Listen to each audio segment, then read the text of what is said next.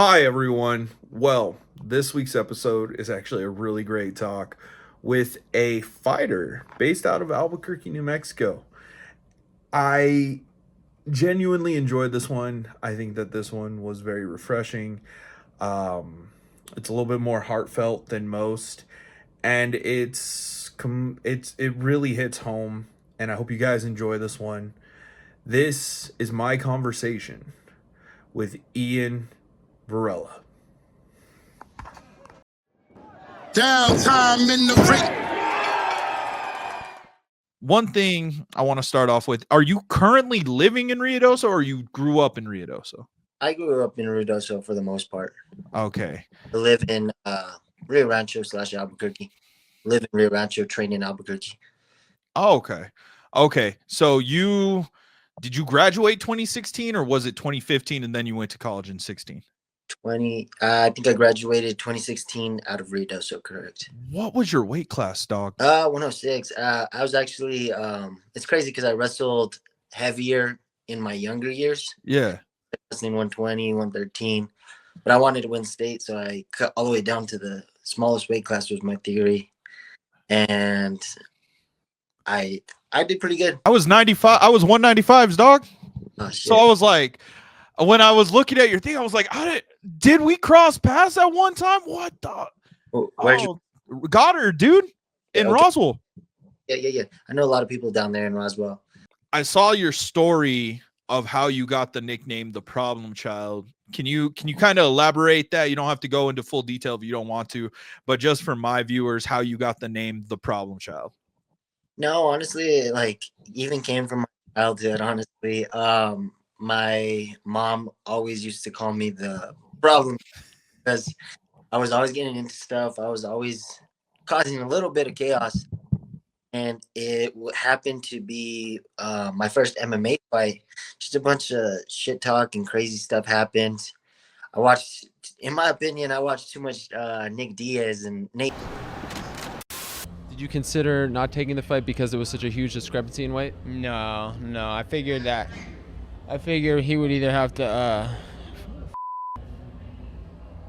I don't like that guy. Diaz highlights before I walked out there because I was too hyped up. I was flipping people off, and it sort of just caused a bunch of chaos in the crowd, everything.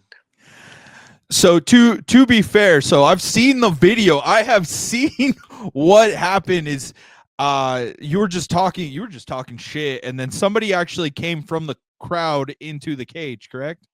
It was my opponent's brother at the time.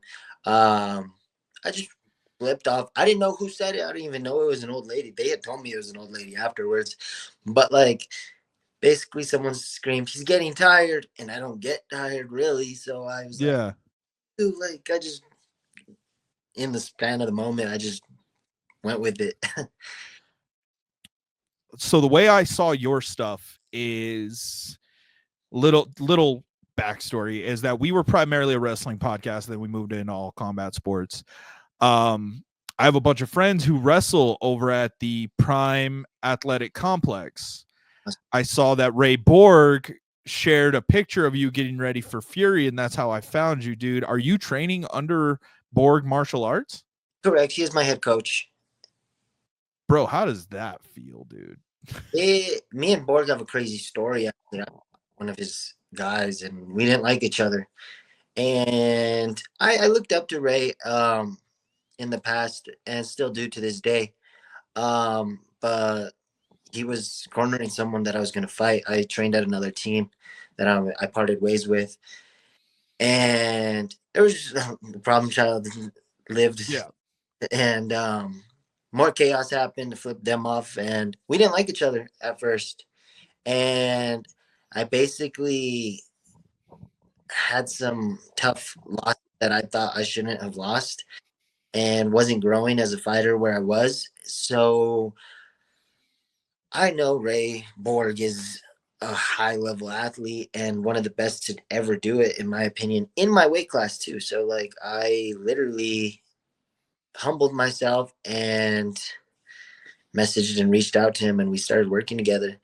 It was just one-on-one at first, and I accepted a fight, and he cornered me, and he started the gym. Yeah, you have a very prominent coach. So to see that, and then to see that you guys, you guys didn't like each other to now where you guys are. So I saw that you went to college, you went to Highlands for wrestling. Obviously, being, somebody who wrestled also, there's not really much to go off of back then. Now you have Pro Grappling Federation, you have if you want to go into jiu-jitsu, ADCC, all these different types and styles that wrestlers can easily transfer over to, because I started jiu-jitsu now, and it feels like that, dude. It feels like I never really stepped off, other than just the holds and submissions are a whole different weird thing that I've talked about before on this show, where I'm like, oh shit, this is a different feeling. What made you want to go into MMA at this point? What made you want to learn striking and everything, compared to when you could have just gone, the jiu-jitsu route and then go to those different styles and tournaments?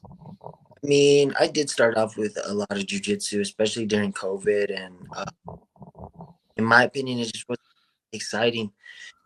I even go to wrestling matches currently. Like if I go watch an old friend or brother, sister go wrestle, it's just not exciting to me anymore.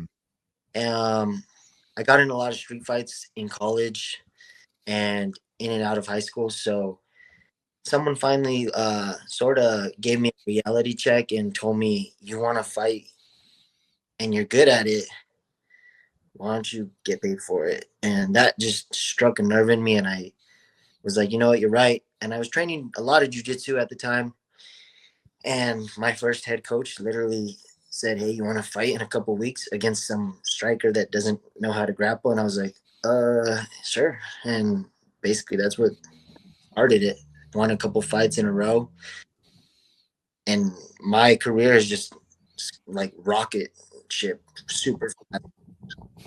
Well, I mean, yeah, and then from the videos that I have gotten to see, obviously your last fight didn't go the way that you wanted. Happens in this business.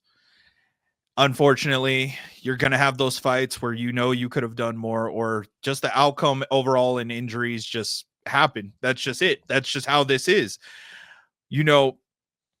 What makes you get up every day and just want to keep going? Like, I know obviously the end game is going to be the UFC. I mean, it is for everybody. If for previous guests that we've had on here that have or currently are in the UFC, they're on top of the world right now. But what gets you up in the morning? Like, what really says, hey, I'm going to train, sparring's going to hurt, all of this is going to hurt, but ultimately, like, this is what I want. What is that? Yeah, it does all hurt. But in my opinion, it is like sort of showing, I guess I've always had a chip on my shoulder, which is good and bad, because at the end of the day, I want to prove to everyone that I had a lot of people that said, you can't do this, you can't do that. And this is just my like straight up fuck you to everybody. Like, I'm going to get there. Watch me.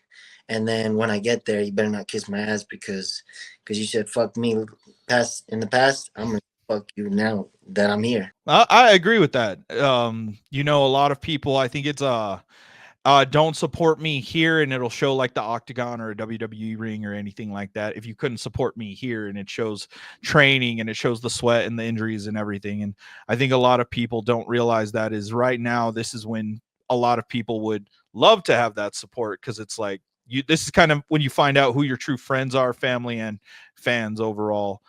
Like, even you notice it, like even after a close loss like that, it's been quiet, which really I like it like this, because no one bugs me. It's real quiet. It hits you. You're like, oh fuck, I need to prove these people wrong again. When you're on like a nice little hot streak like I was, it's like, haha, for that one moment that you slack and everyone's like, haha, back at you, and you have to go prove them wrong again. See, I thought it would be the opposite way. I honestly, and I'm gonna be honest with the viewers here, and they're probably gonna laugh at me and message me. I thought, guys, I thought I was fucking annoying this dude because immediately the day after, I was like, man, you know what? I'm sorry for the loss. I didn't see it. I thought you were on the prelim because that's what the card showed, and then you moved up to the main card. I was like, fuck, his card or his fight got cut. And I was like, dude, do you still want to do this? Like, I still want to have this interview regardless of what the outcome was. I still want to have this. So I thought I was annoying the fuck out of you. I'm going to be honest. It's cool. I appreciate because it gets quiet. Like I said, no one really hits you up. Everyone, you'll get a keep going, bud type of deal. But a lot of people, like, I was even cautious about you. I was like, I wonder if he's still gonna hit me up after I lost. I was like, fuck. People just go AWOL. It's like, what the fuck?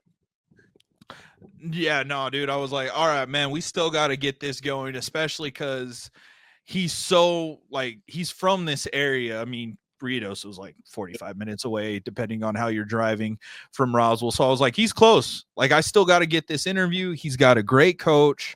He's training at a place that all my friends are training for pro wrestling at. Like, yeah, man, I knew we had to get this going. One thing I do want to harp on, or one thing I want to talk about is you were named the problem child. You had your struggles growing up.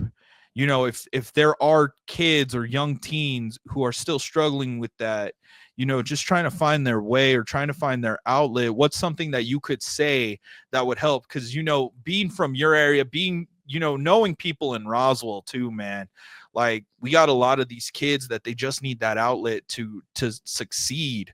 And like, Roswell's a retirement community, dog. They don't care. They really don't care about the kids. Like, what's something that you could say for these kids who are still struggling but have the potential like you? So it's perfect. I don't know if you know, I'm a elementary teacher, and I've been an elementary teacher these last 5 years. So I get to work with kids and talk to them a lot. So it, like you said, we come from like a small community where, like, the most you're gonna get is maybe be a high school teacher. Like, you expect much out of us, like, small community people. And that's why I want to do this and get to where I want to get to. It's really hard with this, especially with this generation. Honestly, they're really submissive to just taking the easy route as well. Mm-hmm. So it's really hard to get to these kids. Once in a while, you'll catch them and try to tell them to lean towards sports, but it's really tough, honestly, with the generation that we're living in now, because tablets, iPhones, all this electronics makes life too easy for these kids. So it's been really rough. I really can't say much because I don't even want to coach when I'm older. I was telling someone, because I'm so self-motivated that I can't push that on someone. Like, I struggle even in the classroom sometimes. Like, I'm like, let's go, guys, let's go. And if they're not working, I'm like, come on, man. Like, yeah, I don't know how to, like, yeah, all my stuff to someone. So that's where I get stuck. It's hard to talk to the new generation. If you talk to, like, someone my age, it's a little bit easier, and, like, be like, all right, let's go. But even today, it's like, with drinking, social media, it's so hard to get to people. So it sucks because you got to basically be self-motivated in this, and sometimes you're not going to get to people, which sucks. It does. I'll agree with that, man. Like, it really is when you see the potential in people and you're like, come on, you can do it. It's not that hard. Or me even seeing, like, buddies now who have let themselves go to a point where it's just, whether it be drinking or anything like that. I'm like, dog, we used to have fun just working out. We used to have fun doing this, that, and the other. And now you've just given up. You're complacent. You're fine. You know, at least it's good to see, like, you're taking that motivation and you're like, all right, cool. I want to be on Dana White's Contender Series one day. I want to get that contract in the UFC. And I mean, your weight division is I want to say is in desperate need right now at the top of superstars, of fighters in general, of everything. I mean, they've been talking about trying to bring the atom weight to the UFC because there's just a lack of flyweights, right? You're the flyweight division, correct? I Yes. fought in bantamweight, but I'm a natural. I'm gonna go to the UFC and at flyweight. Yeah. I think is about all that what you just said is like I agree with you. I have so much more talented friends than me. Like kids that or guys that are so good, like that were D1 level wrestlers, but they can't put the bottle down on Saturday or Friday night. They'd rather choose that. So I'm all hard work and heart. Yeah. I'm not the most talented guy. I've worked for everything I'm where I'm at now. Yeah. And it just shows that it's like these guys should have the opportunity. They should already be there. And sometimes, and you, especially when you're with the boys, you can see that and you're like, man, you shouldn't be right here. Like this is where I'm climbing now. You should already be above me. But I mean, it's going to be good for you when it pays off because you're going to see that group, like you said earlier, of who's there and who isn't. And like when I'm able to take the podcast and we're able to, because I'm gonna do a couple of live interviews with some of the wrestlers over at Prime Athletic Complex. I'm gonna try to spend like at least a few days there to get as many athletes as I can. I want to have a in-person one with you. I don't want to spar you, dude. I only know jujitsu, dog. I don't know striking, so you're gonna fuck me up, dude. I'm learning myself. Yeah, man. I just see like what like the videos that Ray puts out, and obviously for a lot of people, you know, for most UFC fans, they know who Ray Borg is. They know who he fought against, which is arguably the greatest flyweight of all time, Demetrius Johnson. So like, you know what Albuquerque has produced overall in fighters. And how does that feel for you, you know, living in Albuquerque / Rio Rancho, and you have one of the goats, and he's about to compete in MSG this weekend. You have John Dotson, who is still going hard in bare knuckle, and his wife just did power slap. I watched that against Paige Van Zandt. That was crazy. Like, how does that feel for you? Yeah, it's awesome. Like all the names you just mentioned, I hang out on the daily with. I see John Dotson weekly. I see Ray every day. John, my teammates train with John. Old college teammates train with John. So I've seen John at Vintage. I talked to all these guys. Like last night, I was at Cowboy. We go to Cowboys Ranch every Monday, Tuesday. We see guys like Dan Argueta up there. We see Carlos Condit. I've known Carlos Condit for a while now. So just putting myself around those people has held me to a higher standard because when I step out there, I'm like, fuck, these guys are sort of watching me and they talk about me, and I need to sort of back that up to an extent. It's a good feeling. At least you have that mentality, because I know, like, at least for me, if I were to talk to them and then I'd have like my first jiu-jitsu tournament, I'd be nervous as fuck. I'm not even gonna try and fucking be tough about it.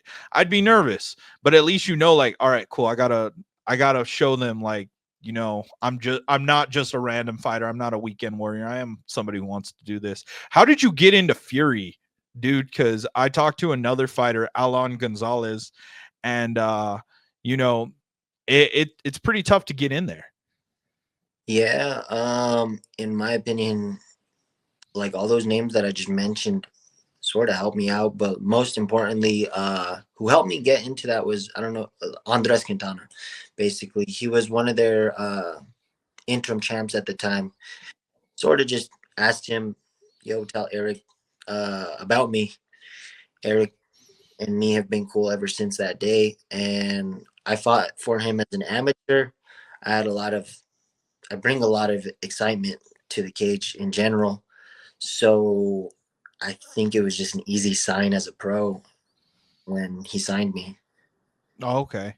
And then You know, it's always interesting to see like what fighters' shoot jobs are while they're still going through the quote unquote independence before they make it to the big show. Like I know you talked about it earlier, like the biggest thing, you know, being in that community is you'd be a teacher, but still, what made you choose to be a teacher overall?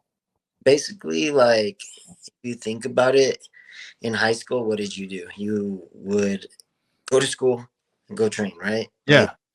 and you'd have summers off, spring break, 3-day holiday, like 3-day weekends. I mean, just stuff like that. And when I'm fighting in the summer, it's like literally the best thing ever because I'm getting paid from work Mhm. slash I'm just training. Like, there's no better schedule than the one that I've had my whole life, basically. Yeah. It's so familiar with me of just go to work slash school. Now it's work. It used to be school, and clock out at 3:30, go straight to the gym. And it used to be like that exactly in high school. I would go Yeah. to school and go straight to the practice room. So it's just super familiar. And then what did you get your degree in? I got a universal studies degree, which is just a basic degree in. You're gonna end up being that cool ass history teacher that just has like his UFC gloves in the background and shit. That's all you're gonna end up being, dude, and that's perfectly fine. I love teaching. I want to teach my whole life. I'll probably put a pause on it here soon just to lock in and focus, especially based off this last fight. I think it took a little toll on me balancing both ends. Um, Super close fight, but I think he came from like a little rich upbringing, so Yeah. he doesn't have to work. He didn't have to do anything. All he did was train at the UFCPI full time as I worked a full time job slash trained when I could. So I think it's time to hang up the teaching, and teaching's always going to be there. So I don't know if this is my last year teaching, or it's not going to be my last year teaching, but it's for sure. And you know that's fine because when you're getting into this sport, into this business, you know you got to lock in. You got to make sure that you have everything checked off so that when you go into a fight, regardless of the outcome, you know literally everything could have been done, should have been done, and would have been done in that moment. And exactly, like I thought about it, and yeah, I like tip my hat to him because I trained my ass off, and I did everything in my opinion I could do around working a full time job. But if you think about it, like imagine if I didn't have a full time job, I could do like jujitsu classes in the morning, certain things like that, or to hit a striking class, or I'm so like prioritized on just making it to practice or making it to strength and conditioning in the morning. I can't go outside of that because I work a job. Mhm. So I think when um, this year is over, I think it's time just to lock in. And you're at a good age, man. You're 26, 27. You're about to, you know, I just had somebody on who's 29 and he just signed on to the UFC, Nick Klein. For the last episode, last fight of Dana White's Contender Series, I had him on, and you know he talks about it too. Like that was his last year. Like his last year had already begun. Where if he was like, "I'm not signed," it's time to call it quits. He gets signed. Now I text him and I'll be like, all right, cool, man. How's training going? You know, I'm really excited for your next fight. You know, that's something that I'm going to probably do with you, man, is like, I don't give up on guys if they win or lose. I mean, it happens, dude. Plus you're getting punched in the face. I'd rather just get like choked out for like 3 seconds and then tap in jujitsu. Because I'm not going to fight. If I go out, it's over, dude. It's done. So I mean, yeah, dude, I'll be messaging you, and you know if you ever want to come back on the show when we have like picks or something just to help build your brand up and get your name out more, you're more than welcome, brother. Yeah, and yeah, like I think I grew so much from this fight, losing, honestly. Yeah. Because now I know what to work on. And if I would have won, I'd have been like, fuck, I just got it done. Jeez. I did everything right. But watching it 1,000 times after the actual fight made me sink in, and now I know what I need to work on. So you've hit the acceptance point, man. Like, when are you trying to get your next fight? Because in this business, it's so weird, dude. Because I have people who are fighting back-to-back weekends, and then I have people who are fighting every 6 months. Like, what are you trying to do for the foreseeable future? Like the next 6 months, how many fights are you trying to get? Like I don't know if you've seen my like Tapology. Like I told you, my Yeah. career's rocket shipped from when I first started because I'm so active. Like I've fought in maybe like 15, 20 times already in like the last 2, 3 years. Like I'm constantly fighting. And yes, I'm finishing fights quick, so that helps as well. But I plan to fight back in March. I broke my nose and a couple orbitals. I broke both my orbitals in this last fight. I've never broke my nose before, but this is the first time for that. I took like some kicks that are sort of making my legs sore, but I already have a game plan to come back in March and then fight again in July. Okay, man. You know what? I'm ready to see. I can't wait to see what your announcement is. And if you get a fight in July, I'm super excited, man. So I've already talked to them. Like they pretty much let me do as I say to an extent. Hey. Yeah. I'm pretty like I'm one of their main dudes in my eyes, and I can make it to the UFC fast if I just keep grinding, honestly, because why I don't want to like push in. I don't want to like take a fight months because that's just prolonging like so much, in my opinion. I'm healthy. I'm got a little bit of bruises, but let's run it until the wheels fall off, is what I told myself. 100%. That's the right mentality to have, dude. I'm super excited to see like in a year and a half from now how many fights you have or where you're going or if you got the call. I mean, it's a cool time in MMA overall because now you have these independent companies who are starting to get traction on their own and starting to do hybrid shows and all this kind of stuff. Like Peak Fighting Championship, you were in talks with them to work with them. They're out in West Tech or in the whole state of Texas. They're making their Louisiana debut this weekend. It's just a good time. There's a lot of fights that are being contracted out. I can't wait to see where you end up, dude.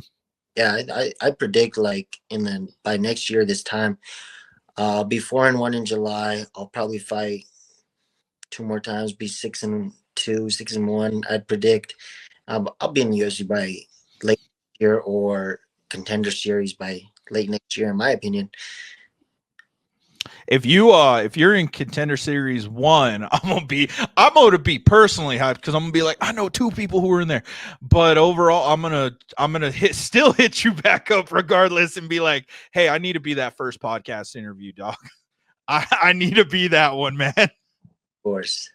Like it's fun to see, it's fun to cheer you guys on for this because even though the UFC is huge and like you see the background, I forgot to change the background. It's Noche because that was my favorite event this year in the Sphere. I mean, people give you guys a little grief? Like when they're like, oh, what do you like to do? And you're like, yeah, I like to just, beat the shit out of people and have the shit beaten out of me. Like when you say that you fight now professionally, what do people think about that? Honestly, like my family understands it to an extent. They don't like the getting hurt aspect of it. I guess the only people that really are like, what the hell, are the people I work with, because in teaching there's a lot of, I'm like one of the younger people teaching. I'm like, yeah, there's so many old teachers and they look at me sort of like, what the hell's wrong with you, basically. Yeah. I came to work last Wednesday, the weekend after my fight. My eyes were swollen shut and could barely open my eyes, but I'm there teaching, and they're staring at me, giving me like a look like, oh my gosh, what the heck? So there's people that like don't understand. They'll never understand it in my eyes. Like Yeah. this is this is an outlet for me. Like, and then you tell someone that, and then they're like, oh shit, what do you mean? Like, want to hurt people? Like, no, it's just like I've been through so much, losing my father, losing my grandmother, tough childhood. Like, this is my outlet. Like, sports has always been my outlet. If it's been wrestling, jujitsu, basketball, I played basketball as in elementary, baseball, whatever it is. I just always been active, even if it's going for a cruise on my dirt bike. Like, as long as I'm doing something, I just need outlets because when I'm sitting here at home bored, I'm a danger to myself. So I want to touch that a little bit because I saw that you talked about that on a previous interview, if you don't mind. So when you lost your father, um, I didn't get the whole part, but you also at that time were not playing sports, correct? No, yeah. So basically, I lost my father. I sort of just shut life out in general, and um, mom took me to the doctor, and they just found something wrong, and sort of told me, basically, of my knowledge, that because they did so much genetic tests on me and stuff like that, and they couldn't find like a real result of where my condition came from, and they basically told me like what his like they asked my mom what he's been through, and my mom told him that I lost my father and that he got really depressed and didn't eat, didn't do much, and they basically blamed that moment causing like a little heart defect, which has been fully cured out of Mhm. just God, in my opinion. And losing my father, like, screwed me up bad, in my opinion. Like, it's messed me up to this day. Like, it's been the hardest thing that I've been through in my whole life. But it's and I don't want anybody to think that I'm being a dick when I say this. It's a cool way to see that you had a rough upbringing, you lost your father, but I'm pretty sure he'd be happy with how you turned out. I mean, yeah, I mean, other than just fucking fighting people, like you are a teacher, you're trying to help the next generation. You don't seem like you're that bad of a guy. You are trying to go towards the pinnacle of your sport, like, or am I wrong? Yeah, like, I agree with you. A lot of people I rub a lot of people off the wrong way because ever since I lost my father, I've been really secluded to myself, like antisocial. I don't like to get close to nobody. I don't like to talk to nobody. I'm sort of just stay to myself, and people pick that up as an asshole to an Yeah. extent. And besides losing my father, like, I feel like if I didn't lose my father, I wouldn't be fighting because he always wanted me to play basketball or baseball, which is funny. And my stepfather, amazing guy. Like, Yeah. I'm not like just Mhm. like saying anything about losing my father, but I have an amazing stepfather that has sort of got me to this moment. Like, yeah, it's been a lot of me hard work and just staying on my grind. But without him, he started me in wrestling. He took me to all these tournaments, and he's my stepdad. Like, he didn't have to do all that. Mhm. He drove me like across the country multiple times just to go 2 and out at a tournament once in a while. Like, these tournaments are hard. Like, when you wrestle at like Virginia Beach and stuff like that, when we would drive out there to Montana or something, and I'd go 2 and out, and then he wouldn't be mad at all. He'd just be like super happy. And I think that's sort of what got me to where I'm at. Losing my father hurt me and like made me the warrior I am, but my stepfather's support and everything he did through wrestling got me where I'm at. So I'm grateful, and Yeah. like, if it makes sense.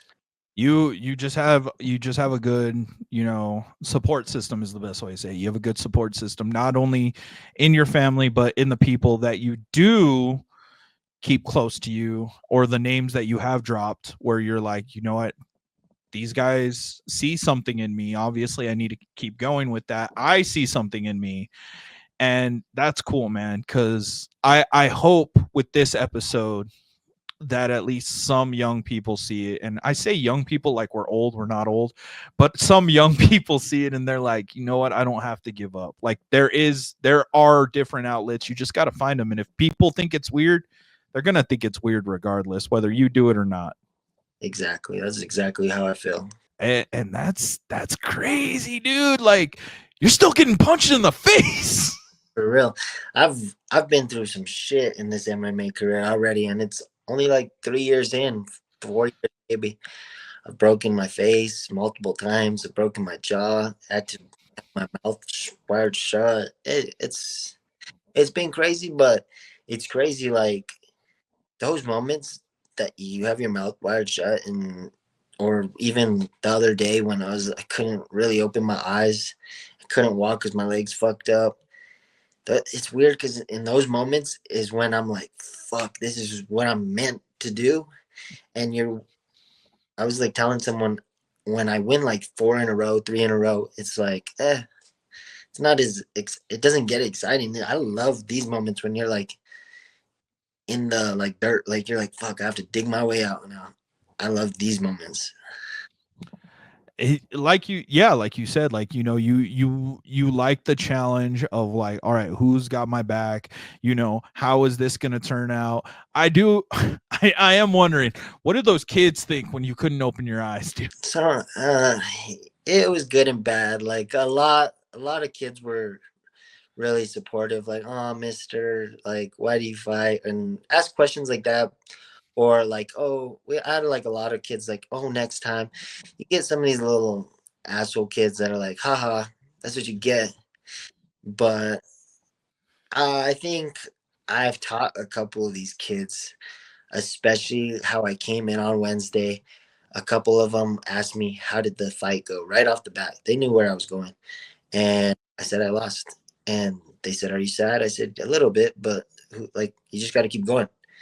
And I think me showing up to work on Wednesday, which I didn't want to, and stuff like that, showing these kids a lot, because I'm not letting this loss hurt me. I'm just letting it sink in, and it's gonna be fuel to the fire, is what I. That's that's what I was wondering is I'm like, oh yeah, it does say elementary teacher in your bio, and I'm like, well, how the fuck did the kids take that? Yeah. But I mean, if it's good overall and you get the message across at least a couple of them, you're like, you know what, just don't give up. It may not be fun. People are going to poke fun at you. Just don't give up.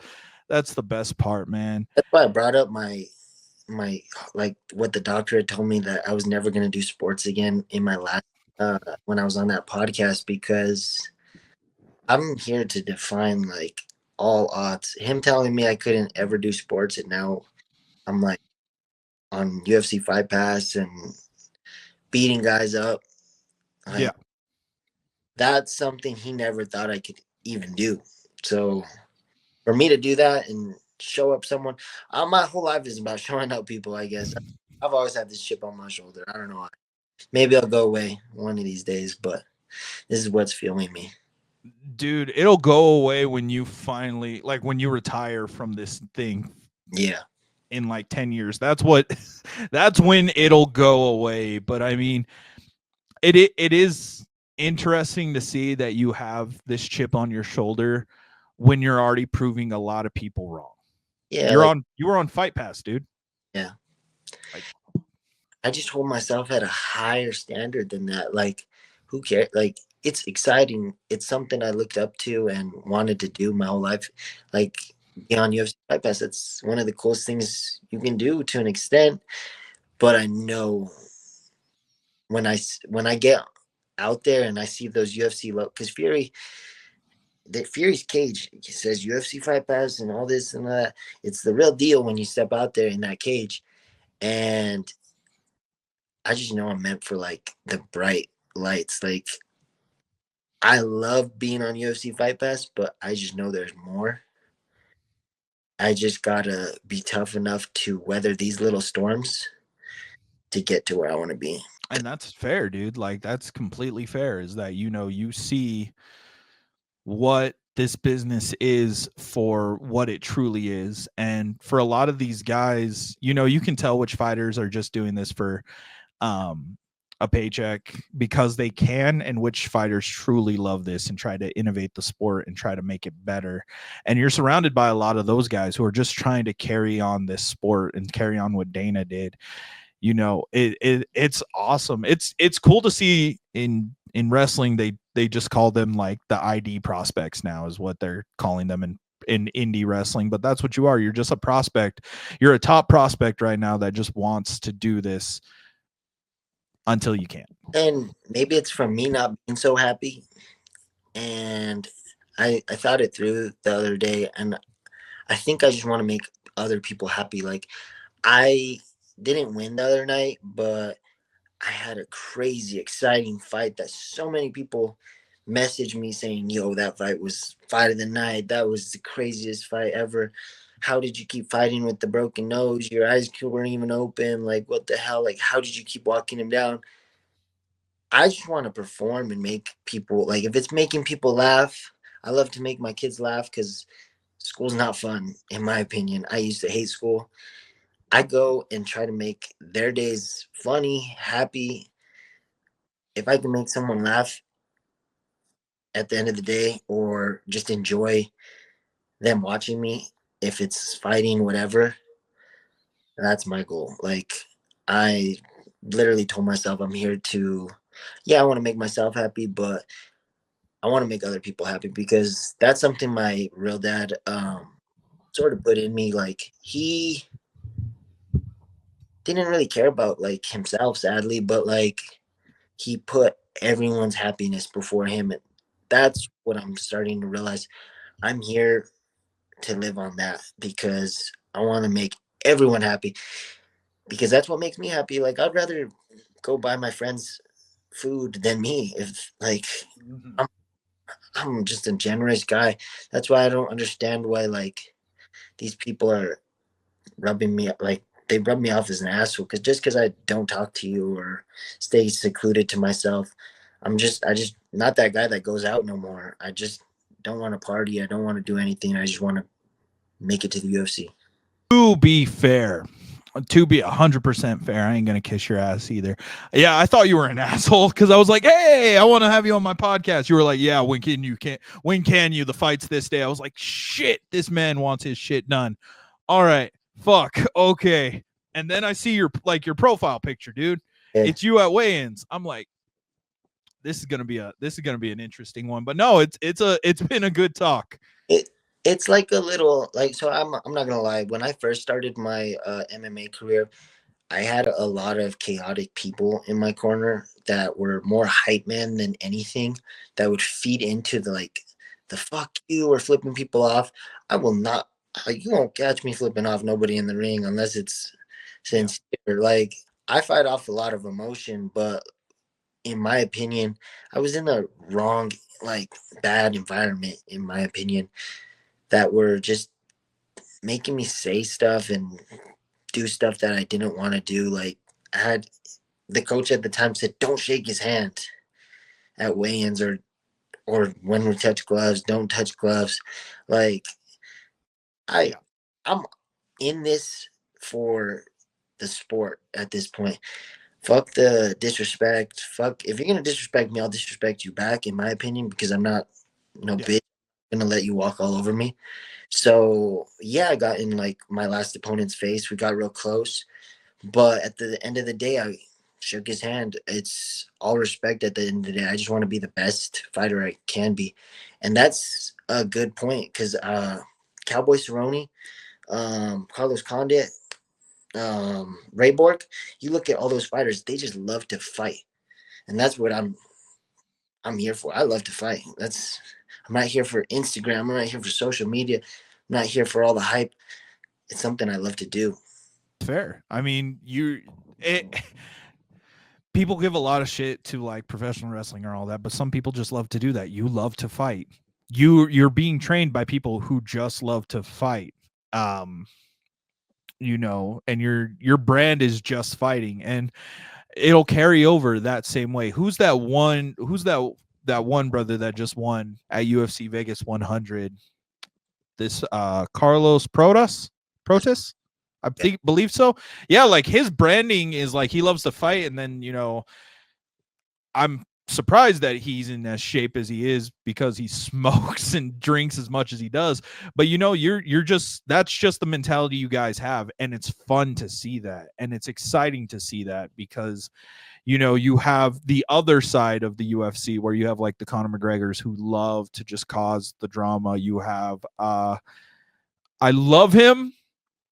I love seeing him fight, but Aljamain Sterling, another one of them, is Israel Adesanya, like those guys. And you know, what makes you not want to, you know, focus on building your brand that way? Like what detours you from doing that, from, you know, posting a lot or doing anything like that? You know, I post a lot. I'll talk shit once in a while. My talking shit is like real. Like, if you rub me off the wrong way, I'm gonna talk shit. Like, I'm not gonna hold back.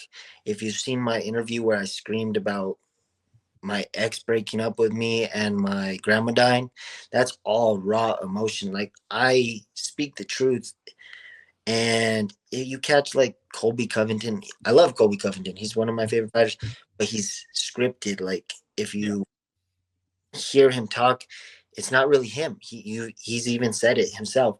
Everything that comes from me, like, I showboat, I dance, but it's in the moment. Like, it's just what I'm feeling in that moment. It's not to disrespect my opponent. Like, I danced in my last fight. When he missed a shot, I just felt it in the moment. You said you watched WWE, or you like? Yeah.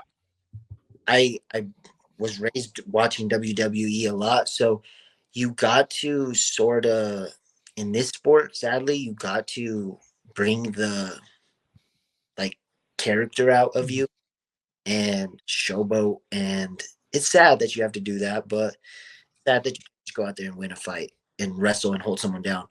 You have to do this in this game. Like, I scream on the mic, I talk a little bit of shit here and there. I dye my hair crazy colors every time I fight. It's something I do because I was brought up in WWE.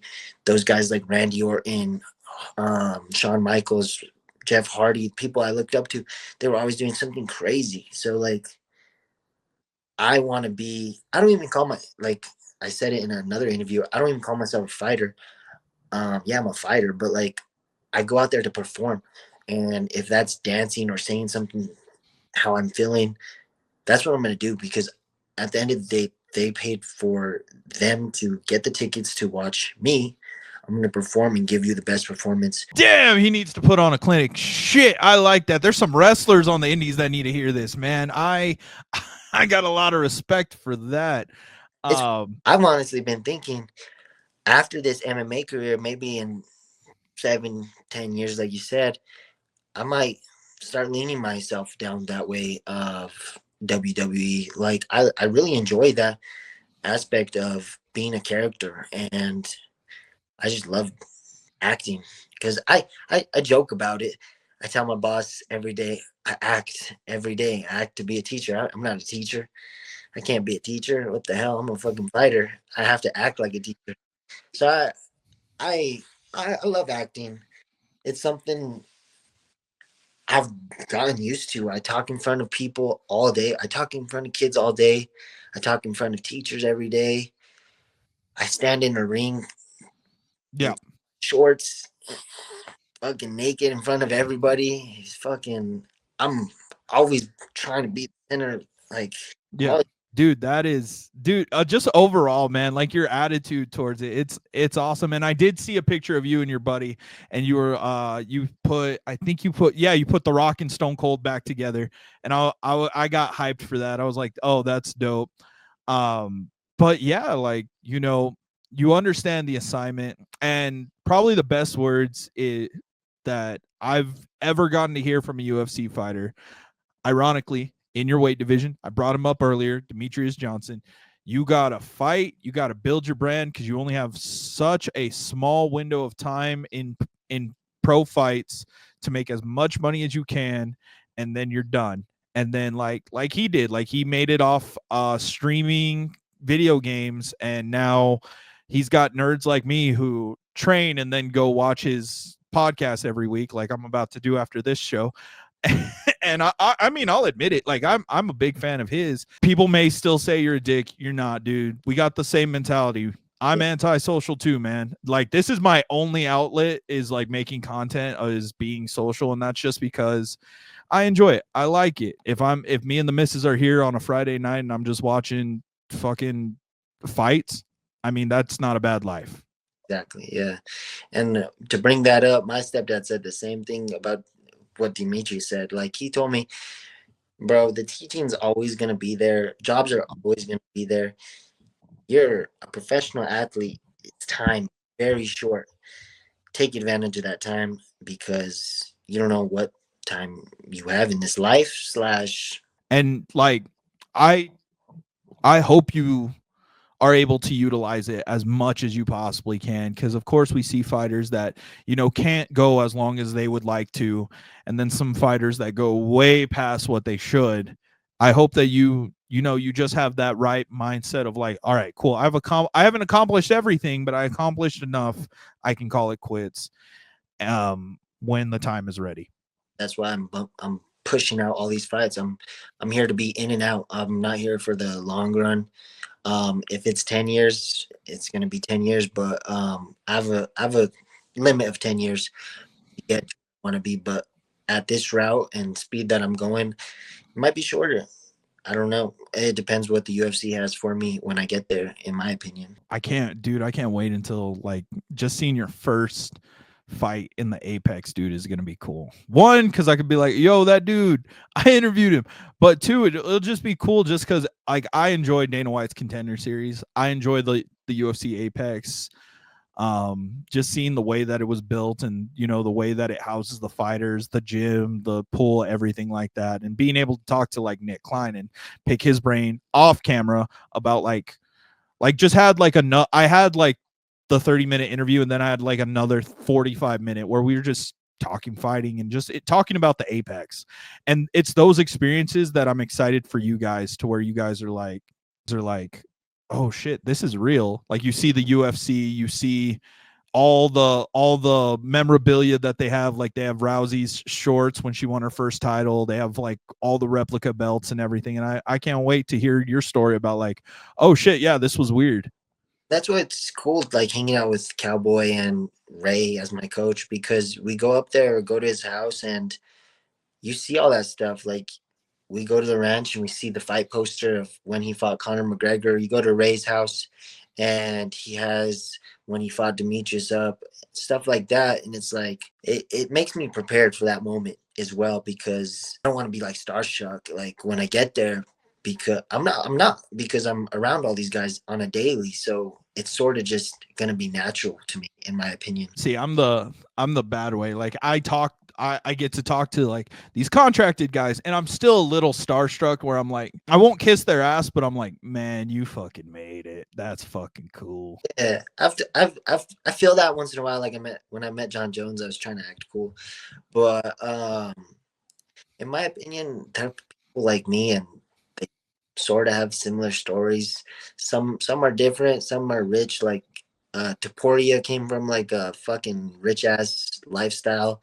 You get people like that, and then you got people like me that are like Charles Oliveira, for instance, that's fighting this weekend. He came out of nothing, basically. People like those stories inspire me. That's why I do it, so I can be like them. Yeah. So people like little kids can look up to me, be like, okay, I can get there. This little guy from Ruidoso can get there. I can get there. You know what I mean?